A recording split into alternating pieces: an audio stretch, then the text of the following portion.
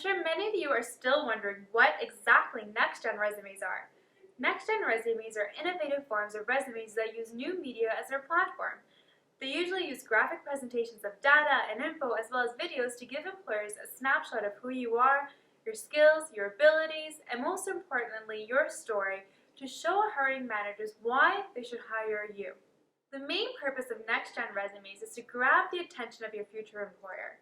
They are not meant to replace your traditional resume, but supplement it and make you stand out. In today's digital age, we come across tons of information and they're all competing for our attention. You're becoming more and more accustomed to processing information presented through new media, and paper-based resumes, however well crafted, are no longer enough. In this course, we still use the term resume because that's the stuff we're going to teach you how to create, and that's primarily used for your job search. But what we really mean here is a well-developed and defined personal brand for your new media era. It can take many forms: a website, a Facebook page, a Twitter account, a YouTube channel, or a LinkedIn profile, just to name a few. If you're looking for a job, your online professional persona will play a critical role in defining whether or not you are a good candidate for the job. Lately, I've been thinking a lot about the butt picture of Ken. Remember the guy Faye introduced me to? Well, according to a Huffington Post article, 80% of employers will Google you at some point throughout the hiring process, and this could be the determining factor between whether you are invited for an interview or not. And this is why it's also so important to cultivate a professional online presence which promotes you to people who you are or may be interacting with in the professional world.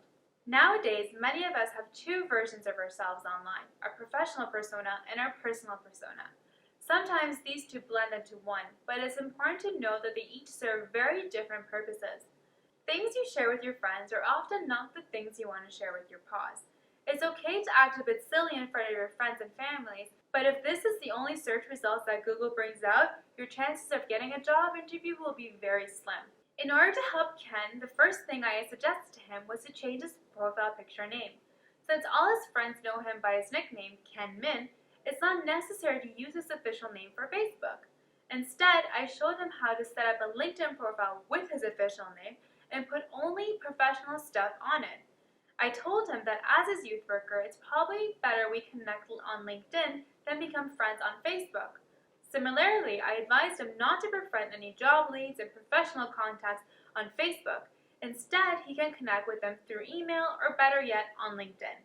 This way, his Facebook persona can stay as funny and jokey as he wants while making sure his future employers would only see the professional side of him.